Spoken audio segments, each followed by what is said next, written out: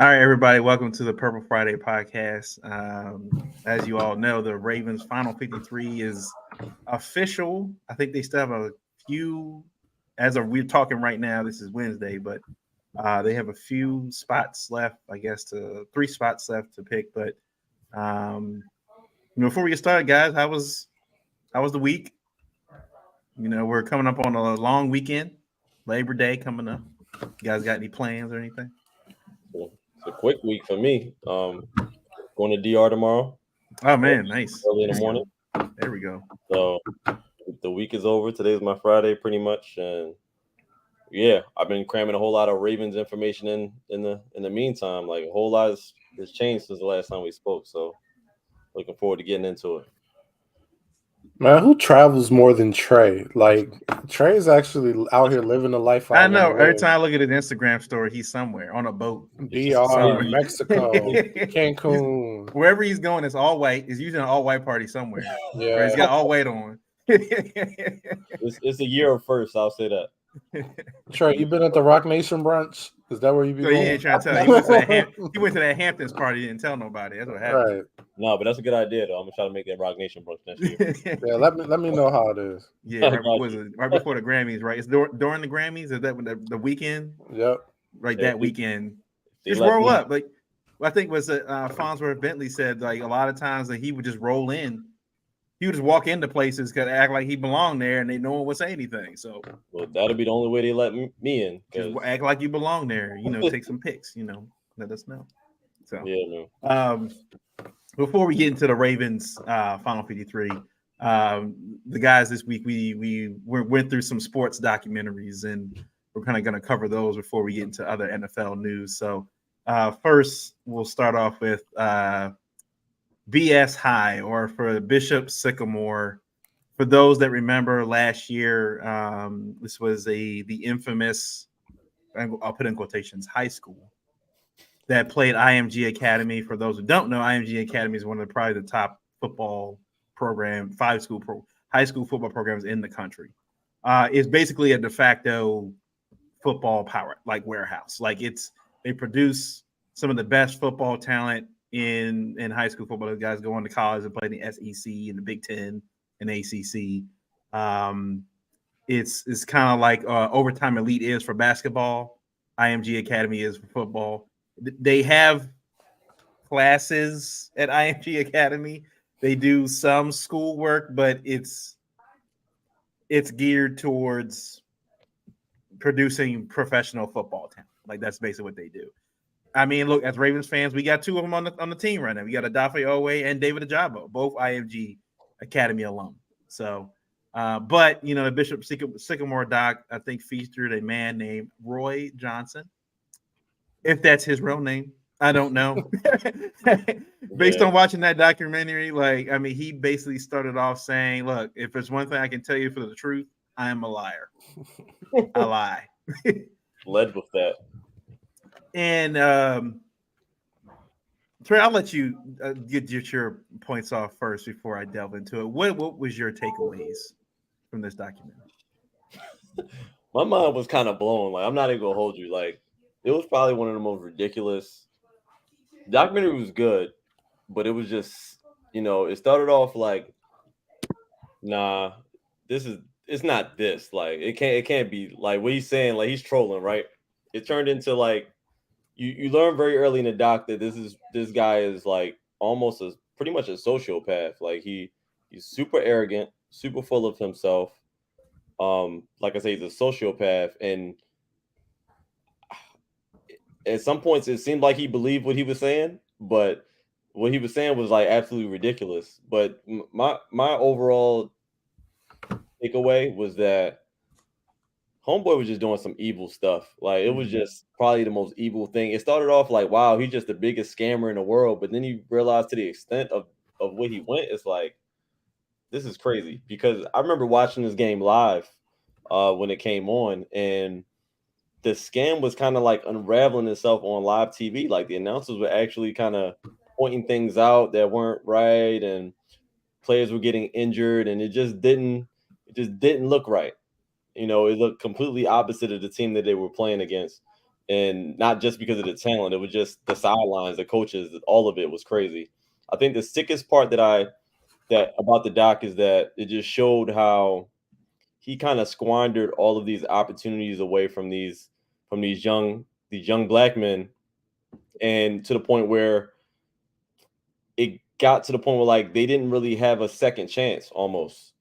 So some of them had a second chance or thought they had a second chance, and then when they capitalized on that chance, the past came back to bite them in the butt because of the illegal situation that they were pretty much brought up in with this team.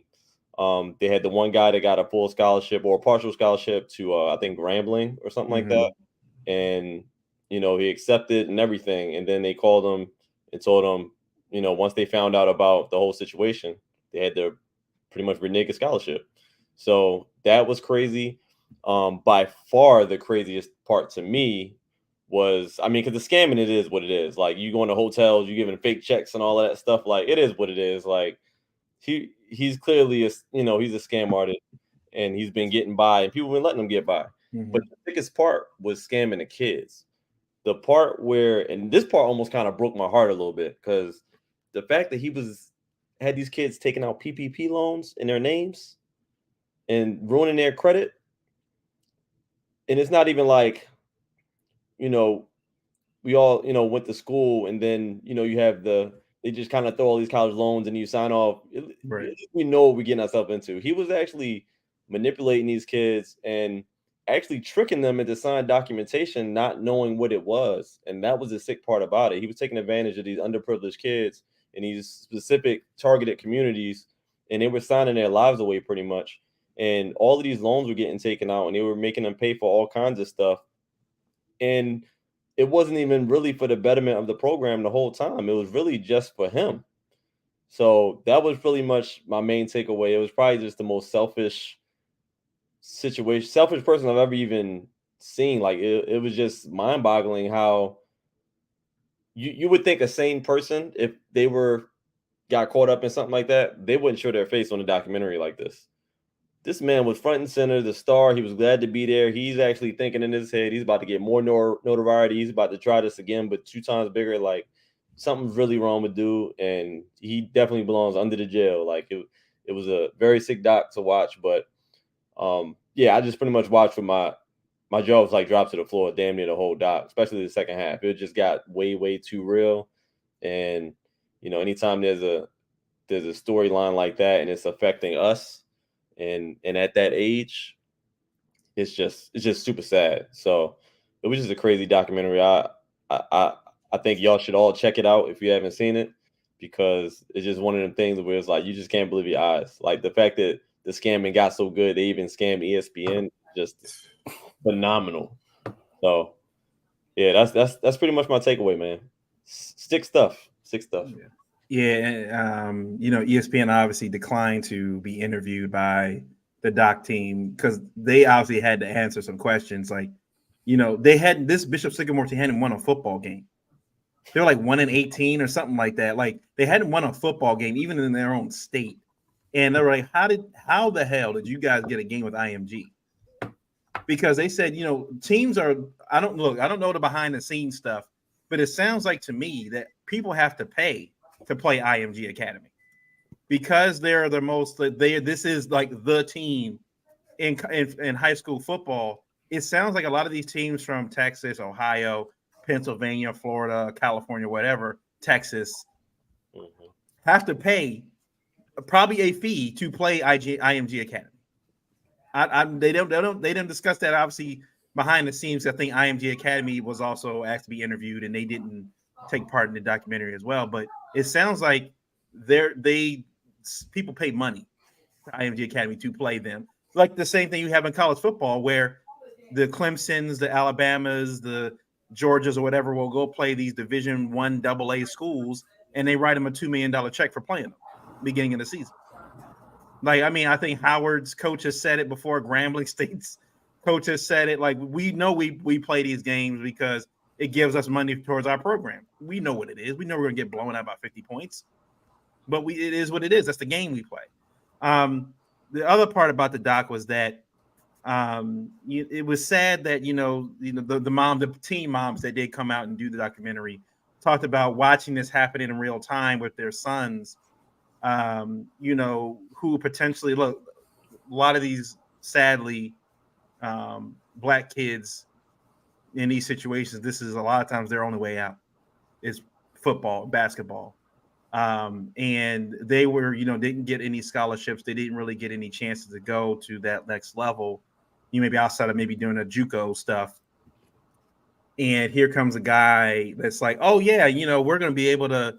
I guarantee you, when they were getting the DM, like they showed the Twitter feed of him re-DMing all these kids, saying, "Hey, DM us," and convincing them when he's like, "Hey, we're going to play IMG Academy." I guarantee you, when he said that to them, we're playing IMG Academy this year. They didn't care where it was. They were like, if we get a chance to go play IMG and beat IMG Academy, that's going to elevate all of us. All of a sudden, like, oh man, that cornerback right there is a 5-star recruit and is going to Georgia. That wide receiver has been tearing them up all game. We got to go sign that kid. Like, everybody knew, like, if they played IMG, if they played well, they were going to jump off the screen. But they got into that game. They said the coach didn't even have regular practices.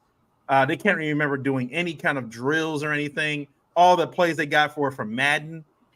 For anybody that watched the Comebacks movie, the little spoof they made about all the high school football, and the guy's like, I don't understand it, man. He knows all my plays, and he shows him like it turned the Xbox game off. I'm like, this was happening in real life. This was happening in real life. Like, and then they had to. What also got me, this guy comes on as the matchmaker. I don't know what his actual name is. Comes on as the matchmaker. His professional job is to get these high school travel football teams to match up with one another during the season. There's a guy that makes a living off of this. Mm-hmm. There's a man that makes he comes on, he's got the gold rings on his fingers, he's got the nice suit, and I mean, he's like got the gold watch on. I'm like, he looks like the guy you saw in the 90s college football movies. The blue chips. Remember blue chips? Mm-hmm. He's the guy you saw in blue chips, the sleeves. Like, that's the guy behind the scenes that has got all the money, making all the dealings behind the scenes with these college basketball and football programs. But it's happening in high school. Another thing that got me about the doc too was, the guy used his mom or his grandmom, his late mother's foundation, his late mother's foundation that was supposed to be used to help kids get into like better, college programs or whatever like that, to use money for scholarships like most churches do. They set up scholarships and foundations so they can help kids pay for their college tuition. Use that foundation to write bad checks to pay for stuff. And the mom's like, when she said, I picked him up or whatever, I need to go to Kinko's. She's like, okay. And he's like, printing checks at Kinko's. And she's like, what? You're printing? It's fine. It's got our account numbers on it and everything. Like, no, that you can't do that. And he's sitting here talking about when they went to the hotels, they were like, oh, we're putting you on a 90-day pay plan. He's like, great, because I don't have to pay. I'll never pay. By the time we leave, you'll never see me again. The bad part about it was he made all these kids. Now, some of them weren't kids. Some of them weren't kids. Some of them were 21 and older on this team.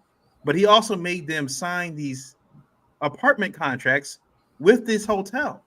So, as for all of you that know who've had apartments before, know people that have had apartments, if you get evicted from said apartment, that goes in your record, your credit record. When you get an eviction notice on your credit record and stuff, it's almost impossible to get any kind of housing after that. It's almost impossible.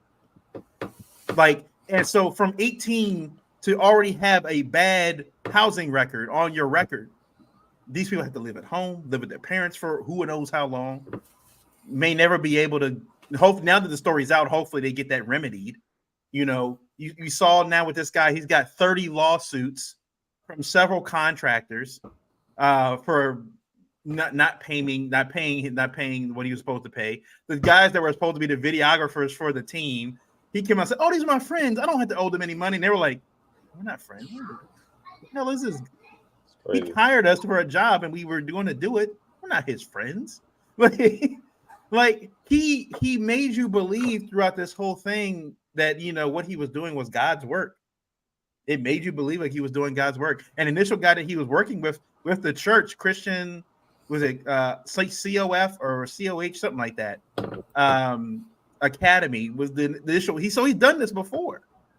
And then he comes at the end of the doc like, "Oh yeah, I'm going to do it again. We're going to come back next season we're going to be on the schedule." Like, this guy's going to keep doing it. But the bad part about it was, I'm glad Bomani Jones was on it because it kind of gave a lot of insight to other areas of the high school athletics in general as a whole. And he made it he's like, one thing we're so focused on this guy, right? That he's obviously the anomaly of all this because of the fraud and stuff. But the high school sports system has become so money driven now that Bishop Sycamore obviously was the outlier. But he's like, let's not forget about the other academies that are doing this legitimately, but are still doing the same thing. Like, they're signing these kids, they're playing football, playing baseball, basketball, whatever. Like I mentioned, Overtime Elite in Atlanta just got 2 of their graduates to go in the top 5 of the NBA draft. Yeah. But now I will say, Overtime Elite at least pays their high school athletes. I think they have a kid there now that's making $650,000 on the roster. $650K. That's crazy. At least they're paying, but they're the only ones I know that pay. There are a lot of other ones like IMG Academy that do not pay. They're a private entity. And they mentioned at the end of the doc, a private equity firm, or one of the biggest private equity firms out there, bought IMG Academy for $1.2 billion. A high school football academy worth $1.2 billion. And the Commanders just sold for what? Like, was it 7 billion or something like that? You're telling me a high school football program that's worth more than than college football programs are combined? Like, if you want to talk like 1AA football, like IMG Academy is worth more than several. I'll say HBCUs. Let's be real. They're worth more than several of these HBCU football programs combined. A high school football program. And I think Bomani Jones made a point of addressing that. Like, he is obviously the con man, doesn't have any money, but there are people out there with the resources and money that are creating these academies, and it's not going to stop with him. They're going to, like he said, there are going to be more Bishop Sycamores. People trying to, all this guy wanted to do was, if he, in his warped mind was, if I beat IMG Academy, that's going to, everything I've done up to this point is done. Everything I've done fraudulent wise, whatever, is all done. It's all gone. I'm getting sponsorship money. I'm getting TV deals. I'm getting all the best kids coming to my school, blah, blah, blah. In his warped mind, this was his get rich scheme. Yeah. But like they were saying, there's no rules against not creating a fake high school. The only thing that has a criminal that has any allegations right now is not paying the contractors. It wasn't defrauding the 18-year-olds. It wasn't creating a fake high school. It wasn't these kids enrolling in a fake program, making them believe that they're going to get credits that will apply to them now, potentially going to another college. Like you said, with the quarterback that was supposed to go to Grambling, it wasn't a real high school. None of that he's being charged for. He's being charged for not paying his contractors and the hotels. Everything else, whatever. The fact that he defrauded, I don't know how many of these kids, which is why they're in court right now. If there were systems set up, there would immediately been a payout for these kids or some kind of retribution or justice for these kids being defrauded. But they have to go to court and a class action lawsuit against this man to try to get something back and clear their names. Because as of right now, a lot of them, like I said, can't get apartment or any kind of long-term stay anywhere because of their eviction notices. They're stuck. Yep. They had a guy break down on camera during this doc. You gotta the mindset you gotta be in for people that are at their last straw, right? They've been building up to this for their entire lives, and we've seen there are a lot of stories. Like there's plenty of great stories about guys that go D1 and maybe not make it and get undrafted, and they go make it to the pros and all that good stuff. But there's a lot more stories of like guys we saw in that doc where they don't make it to college. Something happens. They don't make it to those schools, and they don't know what to do. And the fact that he was preying on these guys, knowing that and seeing it in their eyes, like these guys thinking they're going to use this to catapult themselves to a Grambling, to a Georgia, to a LSU, to a Jackson State University, Florida A&M, whatever the D1 school, and then coming out not only in debt, now you got a bad record on your sheet, whatever like that. You didn't. Now none of you completed high school, apparently. So now you got to go back and get your GED. And you're over 18. And you're over 18. And the other bad part about it was when they said when they started the documentary, like we're gonna be holed up here in this warehouse. I'm assuming this guy's on the run. Like he's not holed up anywhere. I'm like, this guy's not, and he's not didn't do it in his house. They did it in some undisclosed warehouse or tanker, whatever like that. One of those ship cargo things. That's where they did the documentary because I'm assuming this man's on the run. Yeah, it was crazy. He's got to be. It was real. Like during the same thing, Trey. Like as I was watching towards the end, I was tearing up towards the end. I was like, this is just sad. Like you could be this evil to defraud your own people like this, black kids. To defraud black kids like this, knowing that for a lot of these guys, this was in their mind, like this was the only way out. Football. All they've known is football. And it seems to start like some working at a meat packing place, or some don't have a job yet. And some are still tracing their football dreams. Wasted a year with this man. Wasted a year and got embarrassed with no on remorse. national TV for this. With no remorse. And they asked him if you could do this all over again, would you is there anything you would change or would you do it again? He said, I'd do it exactly the way I did it all over again. He was the black Donald Trump. As I was watching, this man was the black Donald Trump. This is exactly what Donald Trump is known for. Not paying his contractors, putting it out in court and litigation so that he doesn't have to pay anything, just staying on the run, just doing whatever he wants to do. Like I said, he was the anomaly, but they brought up a good point. It's like money now in high school athletics has gotten a little out of control.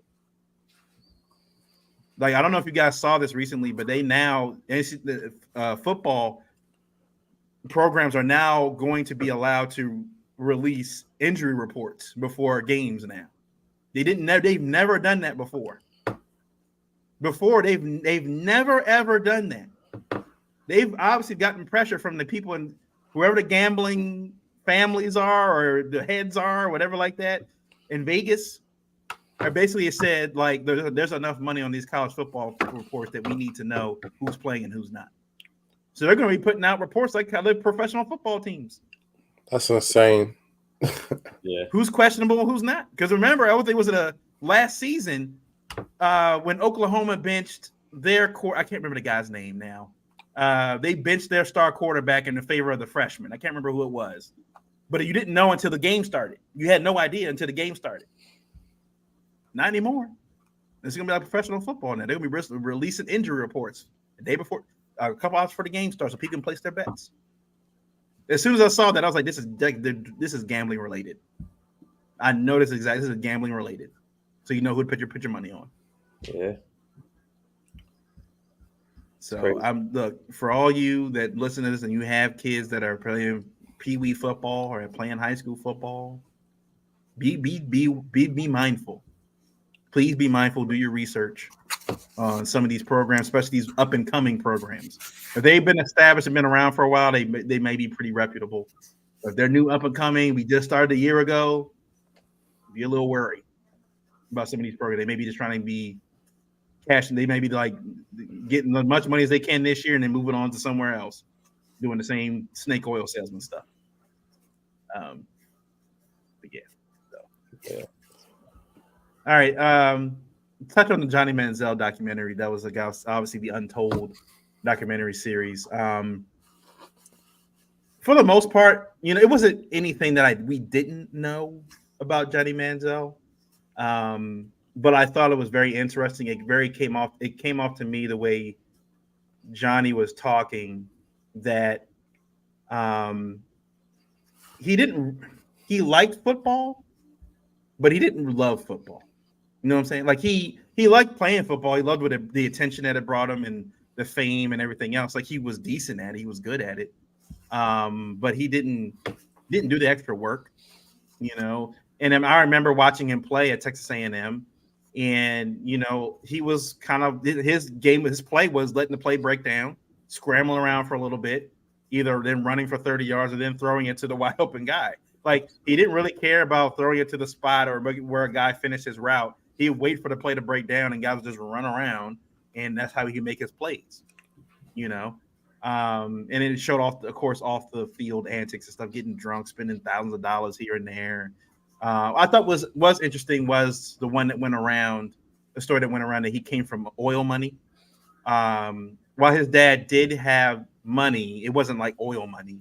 Apparently, his grandpa had oil money, but didn't leave any of it to his kids. Probably a whole nother story.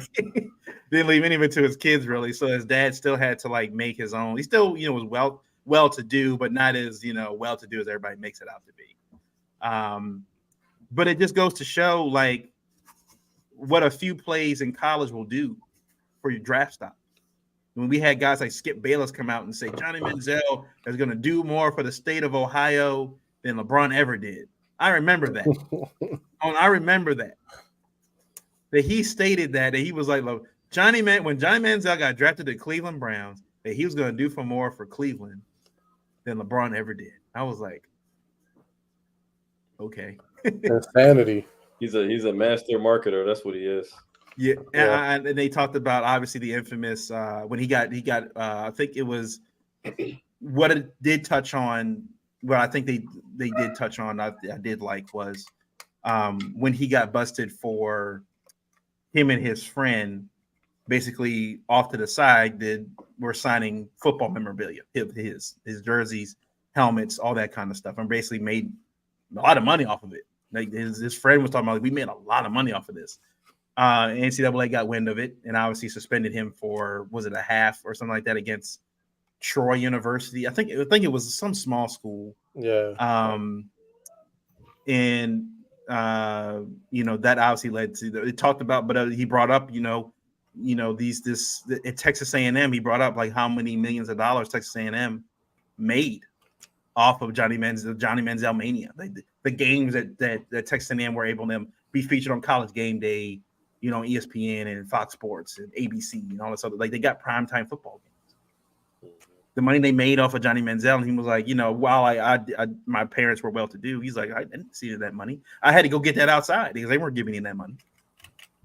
So that while I didn't feel sorry for Johnny Manziel because he did bring a lot of it on himself, I did feel a little bit sorry for him in that point because he's not the only one. We've seen several of these great college athletes put these programs on their backs and not make any kind of money on it. We saw with the Fab Five documentary.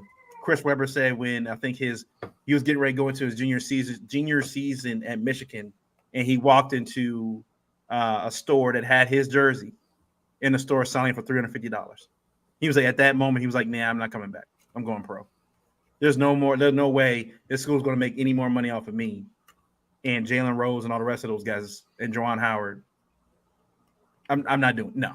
So I did like that part they touched on with even with guys like Johnny Manziel and Tim Tebow and all the rest of those guys, and it will continue. That they will, especially the ones that grab your attention, the stars that grab your attention. Caleb Williams, I'm pretty sure is going to do it at USC this year. They're already talking about him. He put the football off the ground and then flicked it down 50 yards down the field like it was nothing. So you already know this season's going to be full of Caleb Williams clips and stuff like that for USC. Mm-hmm. So I did like that part of the documentary was, he was very honest. He was like, look, I got into drugs and alcohol and I had some vices and stuff. And even now he's like, he's not really involved in football. He's just kind of living off. I think he's living with his dad or something like that right now, kind of just before he gets back into some football of some sort. But as of right now, I think he said the football fame and the football limelight as a whole was kind of a drug in its own.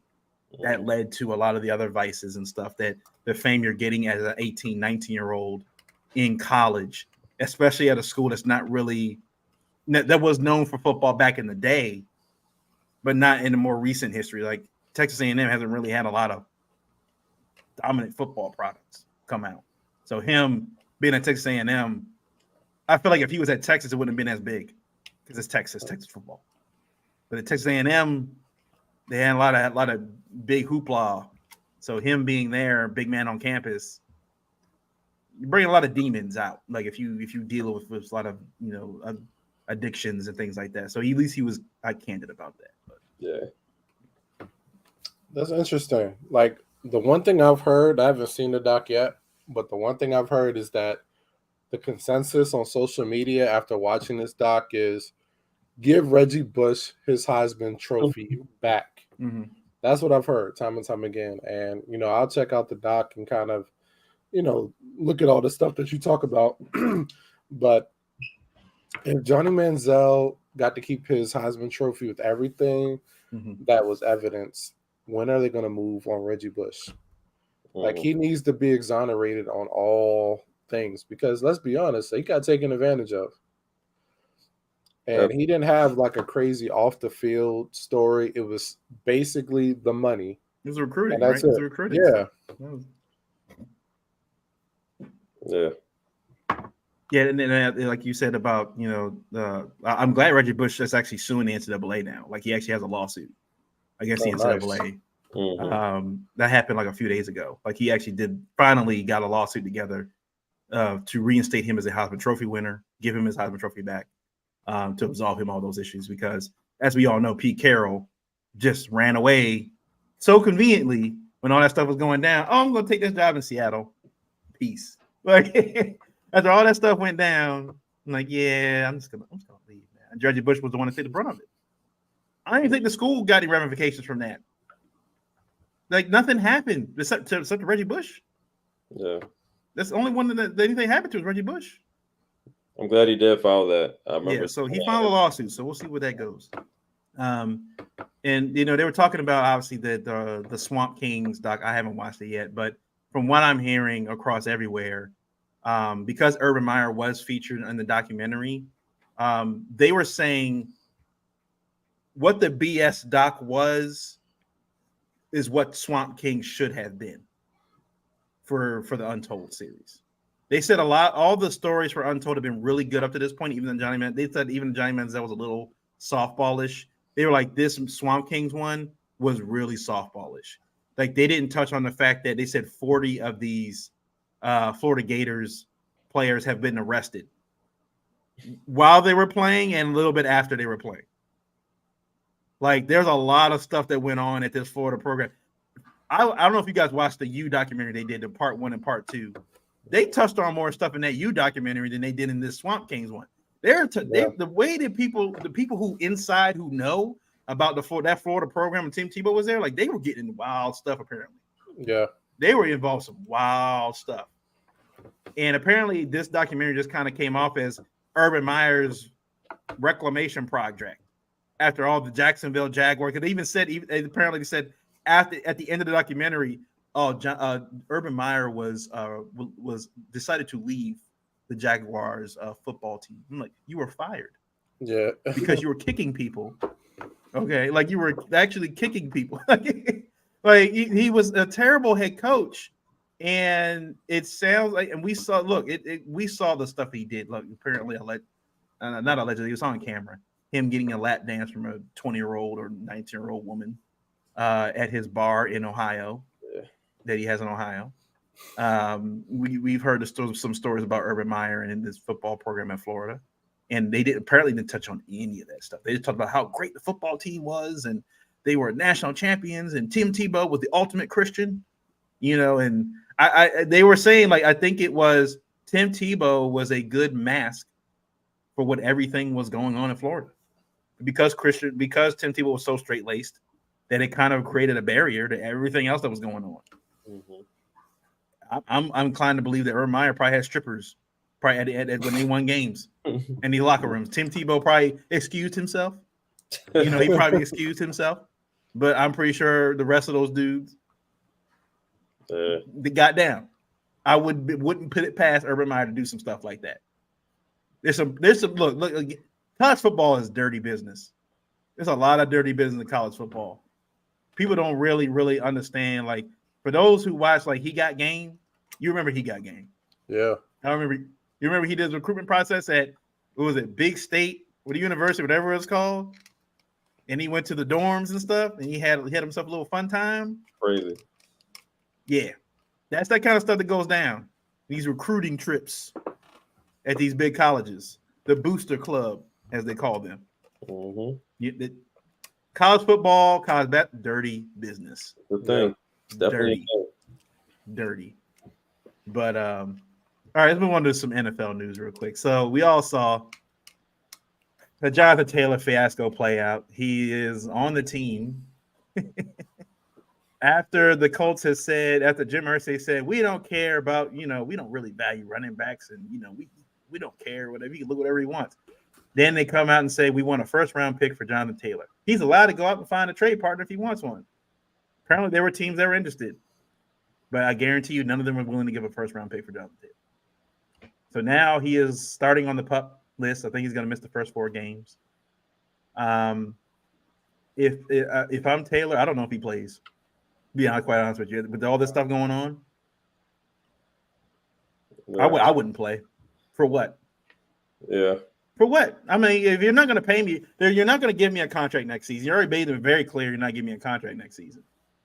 Why would I go out there and potentially risk myself an injury to like I'm not risking tens of millions of dollars. Like at this point, I'm turning all my Colts gear. I'm going home. Mm-hmm. I'm going home. I'm not showing up. Yeah. Period. I'm not coming there. I'll be a free agent next year. And I mean, I think they said they have a 5th year option on him, and they can guarantee it. Like, if I'm Jonathan Taylor, I'm looking if this is the end of my football career, if this is the end because other teams may not want to touch me, I'm like, you're not going to trade me. Obviously, you're clearly not going to trade me. Yeah. So I'm not playing. Period. You get good kick rocks. I'll go find something else to do. Yeah, I'll start a podcast. Everybody else doing. I'll start a podcast. Every other player doing it, right? If I'm him, I'm doing like in a wrestling term they call it pipe bomb. When wrestlers start telling the real truth behind the scenes, stuff going on in like the locker room and stuff like that, like not the fake story stuff, but the real stuff going on behind the scenes. If I'm Jonathan Taylor, I'm starting a podcast. Guarantee everybody watching that because he's like, I'm telling everybody, I'm telling all the business, all the business. What y'all want? I'm telling all Colts business right now. They can't do nothing. What are they gonna do? Shut me down? They gonna silence me? Just like Jeff Teague. Jeff Teague's podcast. Jeff Teague giving it up, boy. Yo, just telling you, he's been giving it up. The Hawks, the G, like no. I'll say this. I'll say that before we, I give you guys takes on the Taylor thing. I love these player podcasts though. Yeah, I love it because it's giving us an inside stuff. Like look at we give the teams in the front offices all this mystique and this like shrouded in mystery about what the dealings that happen behind the scenes and all this other stuff. And you find out that they're just average people. Yeah. They got feelings like the fact that he walked in and told Jeff Teague, I don't like your height. I just don't like you. Meanwhile, he signed him he's like, okay. And then he told him before he got traded, I don't like how tall you are. I don't like your ball, like your ball. And then found out, oh yeah, we didn't trade you. Good, we'll see you in Atlanta next week. I'm like, what? That's oh man, but the stuff like that happens in sports. Like we don't hear that stuff all the time. And then I think it's great. I love it. Yeah. But what do you guys take on this? Jonathan Taylor staying with the Colts this season. He's on the PUP list for 4 weeks. Is he even going to play? Is he even going to play this year? Like, it's going pretty much how I thought it was going to go. I mean, I said last week that when it first came, I think when we did the pod last week, I think it just came out that they were going to allow him to trade. They were going to allow him to seek out a trade or whatever. And then when we found out, and that's exactly what I said. I said they're going to ask for something ridiculous. It's not going to be tradable, and it's really just going to be a slap in the face to humble him up, to show him how much he's worth. and it's going to be ongoing. And that's exactly what happened. They offered a first, got a whole bunch of teams interested, a whole bunch of teams wasted their time, and because nobody's giving up a one for a running back, even Jonathan Taylor. And if they did, I mean, I would be surprised if they did. But like I said, it's more so just Jim Irsay just slap in the face. He's just trying to humble that man. Like he now, he had to come back after nobody took that deal. Not that even if somebody offered him that, he would even entertain it. Because who knows? He may not have had he may not have had any intentions on trading him from the beginning. And the one is just something he threw out there because he knew it wasn't really attainable. So yeah, it just sucks what's happening to these running backs. This situation is a lot more messier than other running back situations, just because how it was going about. And yeah, I'd be interested to see what he does. I mean, probably going to start off like you said, Miles, on injured reserve. I think he has to a certain week before his contract's, has to get paid out or whatever the situation is. Like you said, he has a 5th-year option or something that they can still capitalize on. But yeah, I don't know, man. I don't know. Man, Jonathan Taylor better stand his ground, because if he doesn't do it, there are no more legs to stand on. Like for running backs, like how this goes is going to determine how it's going to go in the future for running backs. Like if he holds out and he's the what's the word I'm looking for, the martyr for this, like it's gonna open up a whole new wave with collective bargaining. But the only thing that doesn't surprise me about this whole situation, well, the one thing that surprises me about this whole situation are the offers that the Colts are sending people. They asked Miami for Jalen Waddle. Jalen Waddle, who's a definite number one receiver anywhere except Miami. Like this is insane. They wanted a 1st-round pick. They want Jalen Waddle. So I wonder what they asked the Ravens.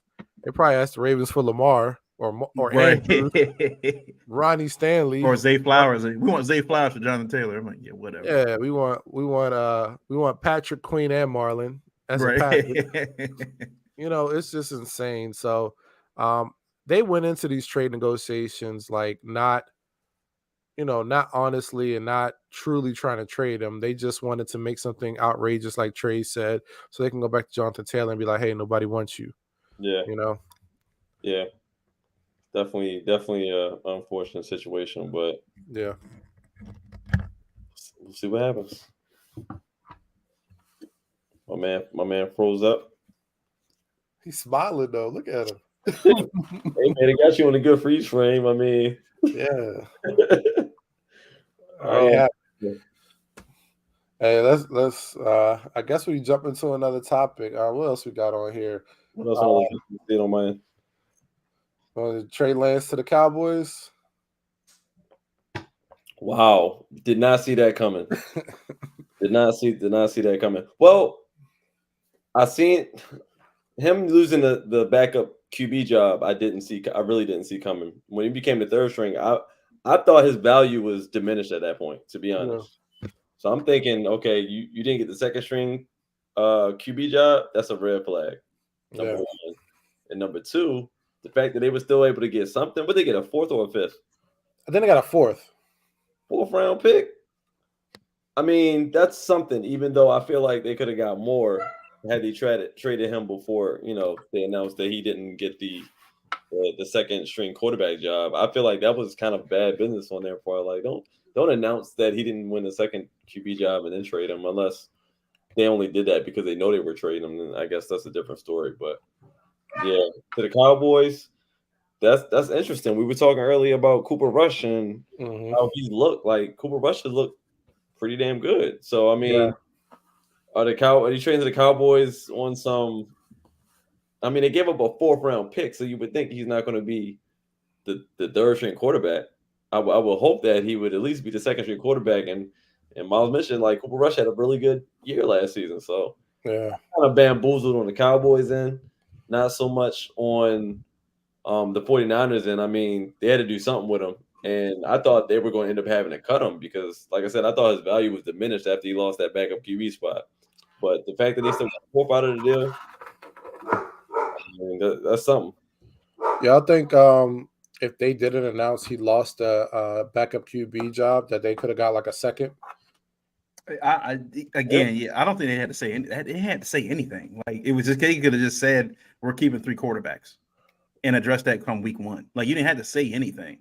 Yeah. Like they don't have to release any depth charts or anything like that right now. Like it's just roster cuts. Like yeah, you give up 3 first round. It's gonna be a stain like on Kyle Shanahan and John Lynch because I'm pretty sure now. Look, I'm pretty sure John Lynch up to this point has had a pretty like good record as far as drafting when it came to the 49ers.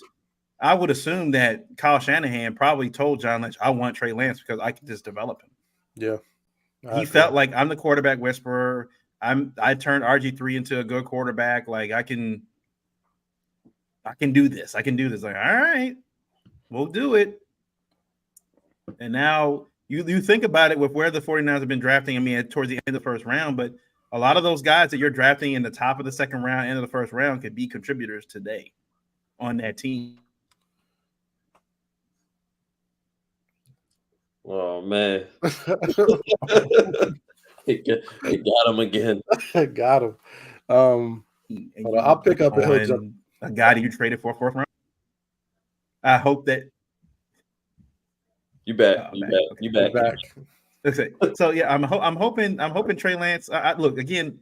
This was a definitely Jerry Jones move for sure. Didn't tell Mike McCarthy anything.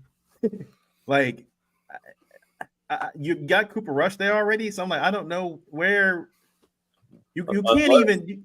Dak's not even right. Like you can't even get Dak developed the right way. Like unless they kind of getting a little low on Dak. I mean, maybe it could be Dak maybe on borrowed time this year. Might be like a 2-year move, 2-year move. The one thing I think I saw somewhere is that their contracts line up together. So maybe like, something happens, Dak doesn't play well, and then Trey Lance comes in and plays well, that, they can move on from Dak, go right into a Trey Lance contract. And they got more leverage because Trey Lance would only have, 2 years with them before they have to make a decision on him. So and they can be as well at that point. Yeah. Right, they don't owe him a 5th-year deal or does that carry over if they trade him for his rookie contract, right? So if he were to get his 5 years, I don't know if that is based on the team that drafts you. I'm not sure what the rules are. We had to check that out. I had to check that out. Yeah, if you're traded within that, you're especially if you're drafted in the first round. Mm-hmm. If you're traded, then is that team like responsible? I'm not sure. I don't know. But yeah, I wish no luck to the Cowboys. This is definitely a Cowboys move. This is what teams that don't know what the hell they doing do. Good riddance. Whatever. Wear the star proudly, man. Yeah. On the bench. They're gonna be cool by default just because the NFC is kind of like it's whatever, right? They'll be like the 3rd or 4th team just because, right? Yeah, nobody else. We'll touch on this story real quick. So I don't know if there were reports going around. Obviously, the Cardinals traded Isaiah Simmons to the Giants. They traded Colt McCoy, who was their backup quarterback. They traded him away. He's gone, or released him, whatever. He's gone. And then there were stories or rumors going around that they were secretly telling people that Kyler Murray was not playing this year. Apparently. Now, Kyler Murray just signed a massive contract. If they're tanking, if the rumors are true and they're really going after Caleb Williams. Now, look, this isn't the first time. Remember, they drafted Jared. Was it not Jared Goff? Was it Jared Goff? No, it was who's the guy they drafted and they traded away like 2 years later? The Cardinals. Oh man, I can't even think of it. Yeah, I can't think about.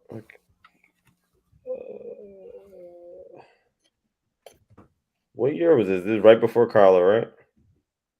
Josh Rosen. They drafted Josh Rosen. Forgot about him. 2 years later, they trade him away. He's gone. Yeah. 1st round draft pick. Obviously, they changed coaches. Coach didn't want him, so they traded him away. Are we headed to the same it appears like they're tanking. Like, what made them like? Why they traded Isaiah Simmons away for like a low draft pick too? It was like you're just getting rid of people. I didn't understand any of these moves. They traded Colt McCoy away, who was he's a good backup quarterback. He could have at least win you 4 or 5 games this season. It appears. I know they've been coming out saying that's not what's happening. That's not what's happening. I'm like, it appears that's exactly what y'all doing. Yeah, y'all have come to terms with the Kyler Murray situation. And like, yeah, we don't really like this, and we want out now. Yeah, I don't know, man. I don't know. It's like ever since he inked that deal, it's been bad ever since. Like, the thing with the film, the requirement to watch a certain amount of hours of film and all that in his contract, and he had to undo it. It was just bad. It was just bad energy from the time he inked that deal onward, and the fact that he has his injury to kind of lean on is like, now at this point, he might as well milk it. I mean, he's paid already. So it's money. I mean, what am I rushing back for? I know what my roster looks like. I know the roster. I'm here. I'm in the building. Like, I'm not rushing back to that. So maybe they're just on some because I'm thinking they're probably going to have the worst record in the league this year. And if Kyler Murray was playing, I don't think it would be that much better than that. I mean, that'll add a few games on that they might win, but I'm looking at their team. I don't really see anything that promising. I mean, the best thing they probably got going for them is their running back. James Conner's decent, but he ain't about to win you no games. So yeah, I don't know. It's a tough situation. Their best bet might be to trade him, but like you said, it's not a good look based on the history of the road they've been going down. Like, it's just fluke after fluke after fluke. And the Kyler Murray thing is just like, it's so night and day from when he signed that deal to where we are today. It's like the fall off is crazy. And he's just injured, but he got full leverage now. So it's like, F y'all. Yeah. And he don't like the coach anyway. Right. Nope. Yeah, it's really crazy. There's like no good news coming out of Arizona because they just got hit with something else. But like, Kyler Murray's done. I mean, when they put him on the PUP, I knew that was something. But when the rumors started coming out that he could be out for the year, it made sense. I mean, well, he got hurt week 14 last year. This is a guy that they question his ethic. Like, and if a guy doesn't have a great work ethic, rehab is going to be a mug. Like, it's going to be longer. Like, the guys that come back quick are the guys that have great work ethics. So I can see him being out for the year. I mean, him coming back week 8 was a possibility, I guess, before. But honestly, if you're not doing good in week 8, you might as well sit him for the year. Yeah, just sit him. It also may be an indictment of how they see their team overall. Like, if they don't think that this team is competing in the playoffs or as a contender, why bring him back? I mean, you already gave him $135 million. You might as well wait and try again next year. So,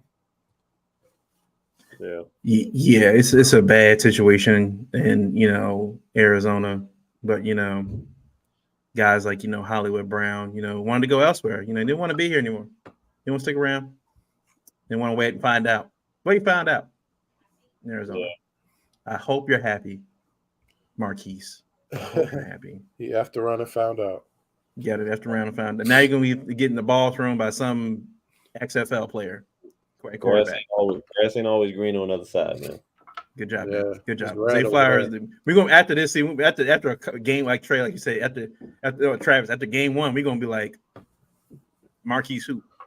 Man, Marquise messed up, man. He could have been our 5th receiver, dog. Yeah. I want to see. You could have had Mark. You could have had Hollywood Brown, Rashad Bateman, Odell, and Zay Flowers. Man, look, Hollywood, you messed that up. Week 8, I want to see Marlon locking up on Hollywood and just destroying. We play the Cardinals. We play the Cardinals this year. Week 8. Week 8. Well, week 8. Well, I hope Hollywood is healthy. Yeah. I mean, this is one of them seasons where if I get hurt, I might have to just milk No, that. this is when you see a team that's bad like this, and you're playing a team like that. If you get, it's like you tell people like, "Yo, dog, if I get hurt in week 7, I'm out." you give yourself a time frame like anything after week 7, I'm out, man. Anything after week 7, I'm just out. And I don't hate Hollywood, but damn, like they flew that man out there on a PJ draft night, like He did. that's crazy. He was tweeting out like, yeah, he was like, yeah, man, they treat me good out here. Like, all right, man. That's crazy. Wow. That's wild. Before we get to the Ravens final 53 real quick, obviously there's also other news going around. Nick Bosa not getting an extension done with San Francisco and apparently is very irate. There's been rumors going around that the 49ers are getting a trade package deal together with some AFC team that they have not mentioned. They came out today and said we are not intending to trade Nick Bosa at all. Obviously, this is all every team says that until a trade is done. And then we find how many times we've heard this statement, right? We're not intending trading them, and then a week later, so and so got traded. Like, like if the deal is right and the money's right, they're like, we'll trade him. Look, here's the issue with good teams, right? A lot of times when you develop players, you draft well, you always assume like we don't have to pay you because we can always find another replacement for you. Mm-hmm. Yeah, you're Nick Bosa, you know, defensive player of the year, you know, at one point. We don't have to pay you. We can find another one. We got one of the best GMs in football, best scout teams in football. We can find another one. There's always another pass rusher, edge rusher. You're not the greatest pass rusher of all time. You're not Lawrence Taylor out here. You're not even your brother. You're not even TJ. Not that brother. The other Joey Bosa. The other brother. Joey Bosa. I'm talking about TJ Watt, the other Watt, Judge Watt. Yeah. But you're not even like necessarily as you might be a little bit better than Joey. They've had their good years, but they're the issue with good teams is that you get a little arrogant in thinking that we draft well and we generally sign or develop players well. We think we can do it again, right? You can just let you walk. We don't have to pay you your money and go find somebody else. The 49ers are also, you know, they're paying George Kittle. They got Debo. They got Fred Warner. You know, they got a few pieces that they're getting to take care of outside of Nick Bosa. And I'm pretty sure Nick Bosa is looking around like if I was defensive player of the year at some point, you know, I'm just as good on the same level as TJ Watt. I'm expecting the same kind of compensation, you know, and especially if he's resetting the market, a little bit more money. So I'm pretty sure the 49ers and them are at an impasse right now, you know. Then the good thing for the 49ers, they don't have to really pay quarterback right now because Brock Purdy was a 7th-round draft pick. So I don't have to worry about necessarily picking up his 5th-year option, but they still have other issues they got to take care of, salary cap-wise. And if he is on his way out, being traded, I'll put this out there. Do you think the Ravens, knowing the situation we got to pass with right now, could potentially trade for Nick Bosa? Again, he would bring a huge cap hit if we were to bring him in here. But would you be open to that reality? I'd be open. I'd be open to that reality for sure. I mean, and only because the way this year is going, we're pretty much in a win now mode anyway. We're almost in a win this year now mode anyway. Just because when we talked earlier about how many free agents we're going to have next season, like a lot of our star players, a lot of our, you know, our whole offseason outside of like obviously who we drafted, like people on 1-year deals. We got a lot of star players on 1-year deals. So I mean, the Ravens has already sent the message of what they're actually trying to accomplish this season. And that's why everyone's kind of so excited about this team, because it seems like they have that all-in mentality right now just based on how they're paying guys. All that money they gave Odell just for 1 season so that he can change his mind next year and decide to go somewhere else. Mm-hmm. That's not by accident. So yeah, I mean, if we with this all-in mentality, and you know, we obviously got Lamar locked down for the next 5 years, but so that I guess in their mind they're like, either way we're gonna have a shot, you know, regardless of how our team looks. But it's clear that they've sent a message that we're all in this season. So if we can make a trade and work out some compensation for him to get over here, we still got a full season in front of us. Get the trade done before week 1 or by week 1, week 2, whatever. I'm all for that. Like, you kidding me? Like, this is one of those. Our D line, like, I mean, it didn't get talked about as bad as our wide receiver group last season. but our D line is in just as much of distress as our receiver room was last season. Like it's no worse. And EDC did a hell of a job this year changing, what that room looks like. But he, it'll kind of be like, it's not going to be easy to get done, obviously, but you kind of got to keep that same energy on the D line because they haven't showed us a thing. And in preseason, they didn't show us any different either. Even though we're just kind of waiting for obviously Ojabo to come along, and we signed Clowney, but Clowney is really just a band-aid. He's not somebody that we signed that's going to kick a hole through the wall and he's going to get to it and make up for all the sacks that we lost and the players that we lost to free agency and stuff like that. So yeah, I would say all in. I'm completely open for it. If we sign a guy like Nick Bosa, like we had all these concerns about, I wouldn't even be concerned about the DBs anymore at this point. We'll be pretty much good to go with 1-star DB and Marlon, and then whoever else at our 2 and 3. And if we had Nick Bosa on third downs, like I'll feel good about that. So how feasible is it to get done? That's another question. I'm glad I'm not the GM, but I'm sure he can get it done. I mean, with all the money they moved around with Lamar getting locked up and the 1-year deals, he can make that happen at least for the season. The question would be, will Nick Bosa be willing to go somewhere to finish out his whatever this year's on? He's gonna most likely want compensation too, or some type of promise that he'll be extended. So, if we can do that, cool.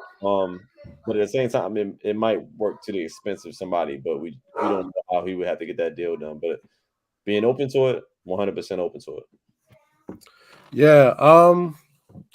Man, if it was a possibility, man, I'm packaging 2 first-rounders and Odafe and calling it a day, because this is that level of player. I mean, what, Pro Bowl, All-Pro, 3 of his first 4 seasons. Defensive Player of the Year. Yeah. Like, this guy is he's that guy. My thing is, I don't think it's gonna happen.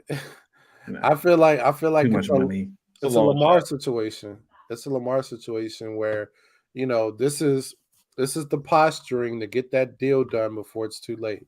So I think this is a posture. These leak reports, I don't even think they're true that they're going to trade him. I think there's going to be a deal done next week, and he's going to reset the market. But if he was by chance available, you got to throw the kitchen sink at this. I mean, that guy, if we thought Roquan changed the complexion of our defense, Nick Bosa, racist and all, I don't know how you'll fit in our locker room. It's been in Baltimore in general, right? Yeah.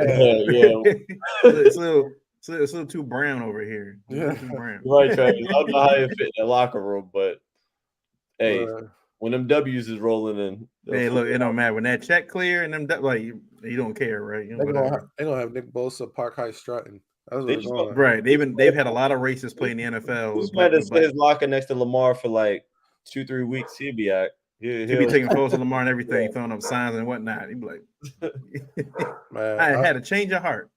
Hey, if it happens, throw the sink at him. But I don't think it's happening. Yeah, they said that they expect him to have a deal with them done in the next few days.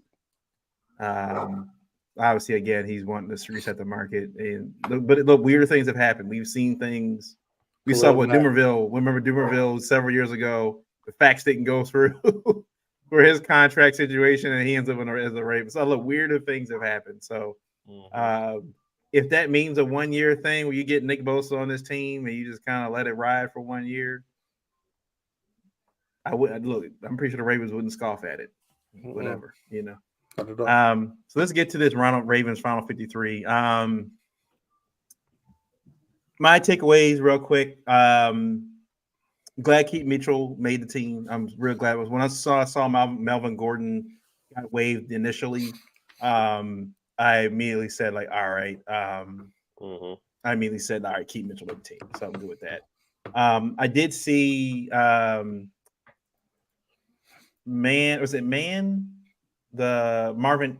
Ham made the roster, outside linebacker. I saw he made the team, and I didn't really see him flash a whole bunch during he was get mentioned a couple times during the games.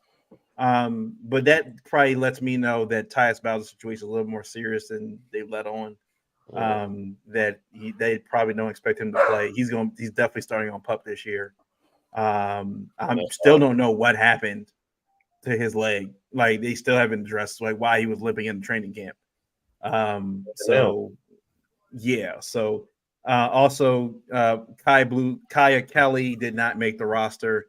Another Ravens cornerback that was drafted that did not make the team. I wanted to mention before I get your guys' take on this roster sheet real quick. After 2017, Marlon Humphrey was the first round draft pick for the Ravens. In 2018, they drafted Anthony Everett in the 4th round, no longer on the team. Only cornerback they drafted in that draft. As of 2019, they drafted Iman Marshall. I don't know whatever happened to that dude. He's not on the team anymore. Only quarterback drafted 4th round. 2020, they drafted no one. Not one cornerback was drafted for the Ravens in 2020. 2021, Brandon Stevens, who now wants to play safety at this point. Shaun Wade got traded before the season even started. And then last year in 2022, they draft Pepe Williams and Jalen Armour-Davis, who are still technically on the team. But then this year, they draft the only cornerback they drafted, Kaya Kelly, and is now a Seahawk. On the 53. And Jalen Armour-Davis is also a 4th round pick, and Pepe Williams was a 4th round pick, along with Kaibu Kelly, who was a 6th round pick, 7th round pick this year. Mm. They haven't drafted a 1st round draft cornerback since 2017. If there's a blind spot with EDC right now, it's secondary. Yeah. He's had to literally rely on 4th round and lower draft picks. You had to go sign Marcus Williams as a free agent to play free safety for you because you let go of Deshaun Elliott. You let him walk. He's gone. So you had to go sign Marcus Williams. But outside of Marlon Humphrey, no one above the 3rd round has been drafted by the Ravens since 2017. And 3 of those guys aren't even on 3 or 4 of those guys aren't even on the team anymore. Mm-hmm. It's a lack of investment because now I'm thinking about Chuck Clark was a 7th round pick. Yeah. And that's secondary. Geno Stone is a 6th or 7th. We've now seen over the last few years, at least in the secondary portion of the Ravens draft, they don't really value secondary players. But the bad part about it is they've been drafting. They got a Jabo in the 3rd round last year. They drafted Adafe Owe the year before that in the 1st round. What we've seen from a Jabo this preseason hasn't really excited us too much. And then what we've seen from Adafe the last 2 seasons, we're like, I could understand if you guys are going to whiff on cornerbacks and stuff like that in the draft, late round picks, but you're going to have to hit on your edge rushers if that's going to be the case.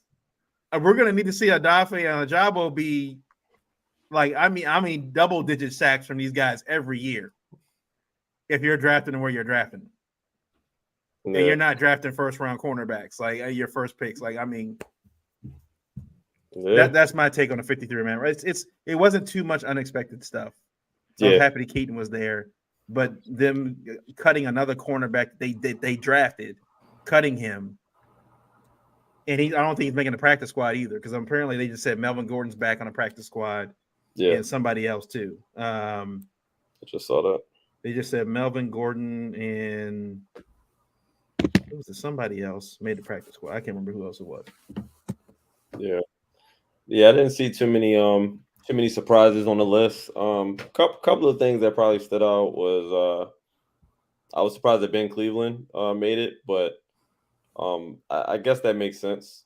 After it all panned out, he actually besides that one Jalen Carter play, which people were kind of digging in his I mean, for getting beat so bad in that first preseason game, he's played okay, but I'm still shocked that he's just kind of like, he's just somehow existing. He's somehow surviving on his team. But that I was actually surprised he made it. Keaton Mitchell, obviously, there was no surprise there. We kind of knew what that was. There's no way they was going to let him go to another team. As far as the DBs, they cut a lot of DBs that came through. A lot of those DBs, I think, were just there because we were kind of scared with the injuries. Carter Houston that they just signed a couple weeks ago, right? Yeah, Houston Carson or something like that. Yeah, he got released. I think he was signed more so as insurance and can't body too. Once we started getting positive feedback on Jalen Armour Davis and Marlon's timetable and Brock coming back as well, I think they just kind of just started dumping those guys off. So I'm not really surprised at what happened there. It was really no big surprise. I was surprised at first about the quarterback situation. I think they released both Josh Johnson and Anthony Carter. I think they kept Anthony Carter on the practice squad, if I'm not mistaken. Josh Anthony Brown got brought back. He was the other one. Anthony Brown got brought back in the practice squad. Okay. I don't think Josh Johnson. So maybe they might still keep him based on that new rule or whatever the case may be, where they can kind of activate a emergency quarterback. Yeah. Depending on the situation.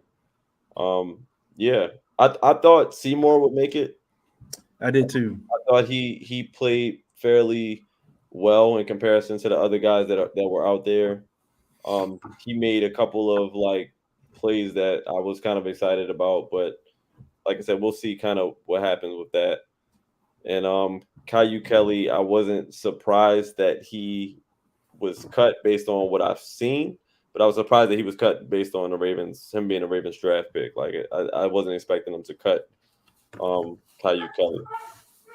So that makes sense. And the wide receiver room completely makes sense for the most part.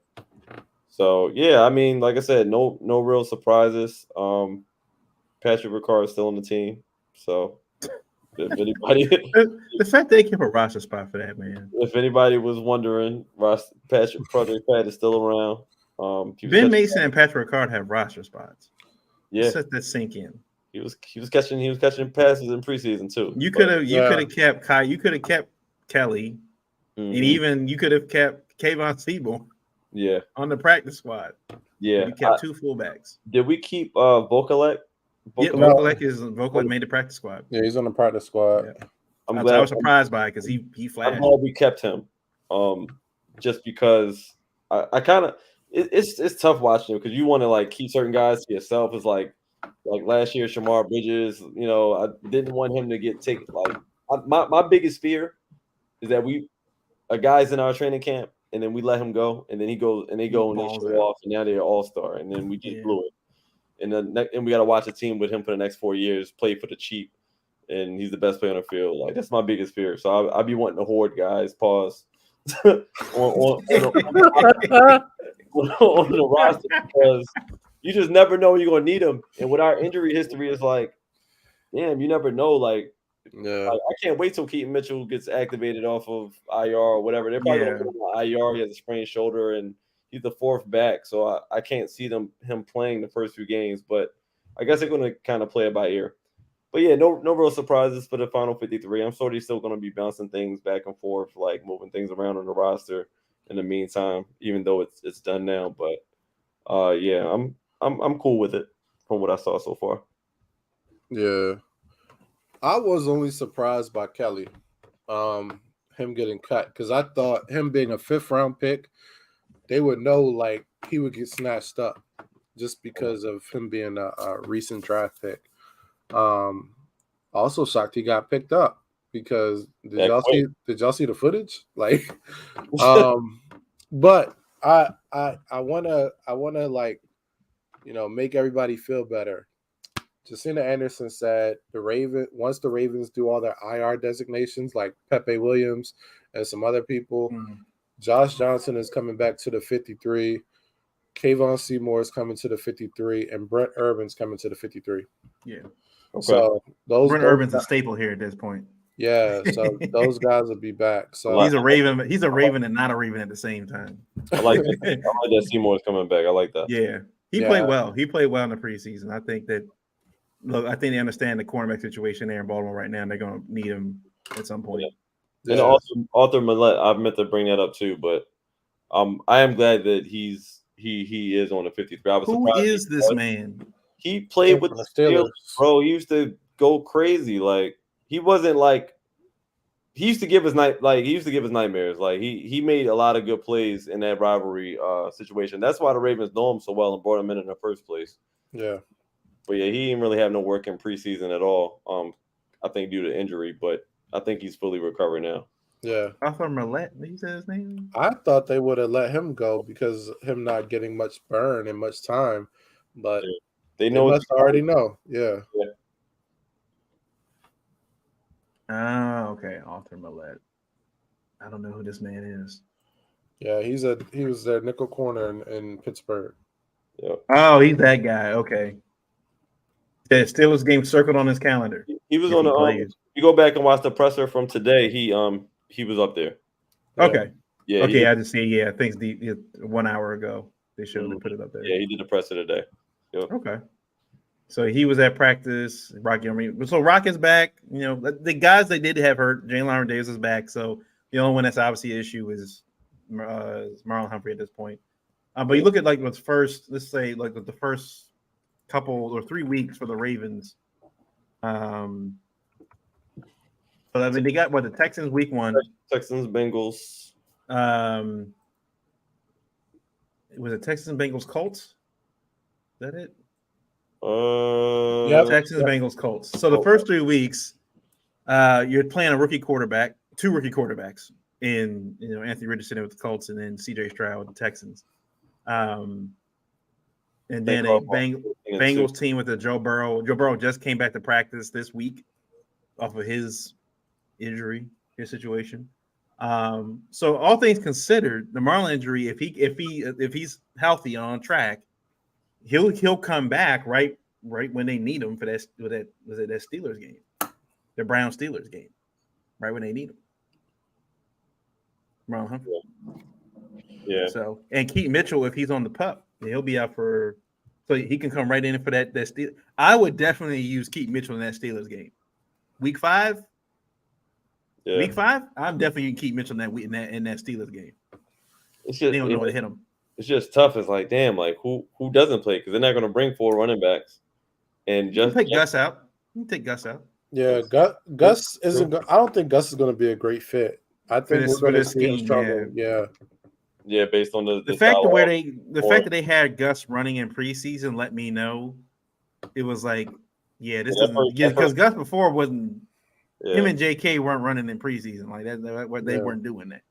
Yeah. The fact that he was running in preseason, I was like, this sounds a little like they're just trying to find like if they have maybe a goal-to-goal situation or I need a guy to get me 2 yards, sure, we can pick Gus in, but yeah, I think Monk is definitely going to prioritize speed for sure. Yeah, he's going to be lining up guys that can line up on the outside, like Keaton, JK, Justice Hill. That he can line up as a wide receiver, run routes. Like Gus doesn't really do that. So I still think he will be utilized, but not as much as he did the last 3 years under Greg Roman.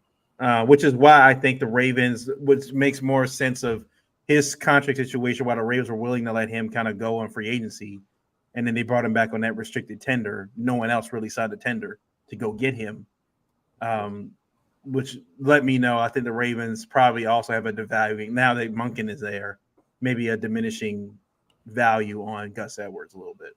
Oh, yeah, for sure. So that lets me know what that is. But so yeah, next week we'll discuss, we'll go over, I think we'll do our division. We'll do division winners. We have our picks for division winners and what we maybe Super Bowl picks we have next week. We got Colorado against TCU this weekend. Deion Sanders primetime debut on a big noon. Was it kickoff on Fox or whatever? Big noon kickoff on Fox. So they on Fox? Okay. They're on Fox, yeah. They've been showing commercials for the last 2 weeks. It's prime, man. You got his prime. Yeah, you gotta get him. got to. I'm gonna have to take my fire stick with me to DR. He's a show all by himself. He's wearing the cowboy hat and everything. He's wearing the cowboy hat and everything. He's all out there. So, yeah, you have to watch Cypher Coach Prime out there. They're playing a highly ranked TCU. So it'll be very interesting to see what this Colorado team can do with Prime as the coach. So I'm pulling for him out there. Trey, be safe in DR. Corey was saying, I'll put this up here real quick. Corey said Troy living like Clay out in the boat. Yeah, you're living out like on a boat. Find a boat somewhere. It's one thing we've seen from Trey the last year. This whole year is he's found a boat somewhere. Find an all-white outfit or a boat somewhere. I'm doing 15 hours at least in a pool every day. Oh wow! I don't blame you, man. I don't blame you. I'm just chilling. This is about relaxation this time. I don't want to be doing too much of nothing. I don't blame you. And you going at the right time, missing all these hurricanes, man. You missing all these hurricanes right now. Close call. Yeah, so the prayers up for the people out in Florida, Panhandle right now, because I know they going through it, floods and stuff. So just be safe out there, everybody. And we got like another season doesn't really start until next week? 10 days. Next Thursday. So we got college football to hold us over until professional football gets started. So let's get started. Y'all enjoy y'all Labor Day weekend, man. Yeah, enjoy. Yeah, we're going to cook out in Philly. So nice. That should be fun. Yeah, nice. Cook out in Philly. Okay. With some friends. So can't go wrong with that. Yeah. Everybody have a good time and trade. Don't get snatched up while you're out in DR. Don't do anything I wouldn't do. I'm gonna share my location with y'all. Yeah, don't do anything I wouldn't do. Make sure you come back. That's the plan. That's all you got things to do, man. You got things to do. You got responsibility. You got things to take care of. I do got a lot of stuff on the horizon. Yeah, can't afford to go missing now. Yeah. Right. All right, everybody. Thanks for watching. We'll catch you guys next week. Peace.